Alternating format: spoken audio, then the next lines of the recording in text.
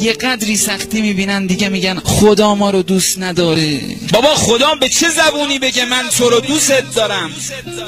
قرآن رو باز کن، 102 بار فقط کلمه غفور و رحیم رو کنار هم آورده. یعنی بنده های گناهکار من خیلی بخشندم، رحیمم هستم، دوست دارم. باز میکنی قرآن و هی میگه یحب التوابین یحب المتطهرین یحب. خدا هیچ عاشقی به معشوقش اینقدر ابراز علاقه نکرده. خدا هیچ عاشقی به معشوقش اینقدر ابراز علاقه نکرده. چقدر میگی دوست دارم؟ شما یک شاعر رو پیدا بکنید یه شعر بگه، بچه‌تون میگی بچه منه، این شعر منه، هرچی هم عیب و نقص داره ولی چون مال توست دوستش داری، فعل توست، علاقه بهش داری. اصلا ضرب المثل شده، هیچ کی نمیگه ماست من ترشه چون مال منه. مخلوق خدایی، حواست هست؟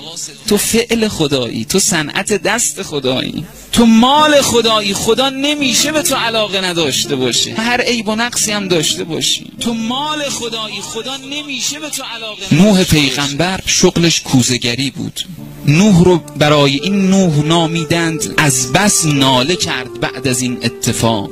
جبرئیل بعد از این که نوح قومش رو نفرین کرد و اون عذاب آنچنانی نازل شد، می اومد در مغازه نوح پیغمبر، هر روز یک کوزه می خرید، جلو چشم نوح می زد و میشکون. به شکل یک انسانی در آمده بود، هر رو کارش این بود. بعد چند روز نوح پیغمبر گفت تو می خری این کوزه ها رو جلو چشم من میشکنی؟ و مال خودمه، خریدم، پولشو دادم. گفت درسته مال توست اما صنعت دست منه، جلو چشم من نشکن، دلم میسوزه. جبرئیل گفت یا نوح، او بنده هایی که تو نفرین کردی درست خیلی گناهکار بودند اما صنعت دست خدا بودند. تو مال خدایی، خدا نمیشه به تو علاقه نداشته باشه. طبیب من، دوای من، خدای من، ذکر من، ناله من، دعای من، خدای من. تو مرا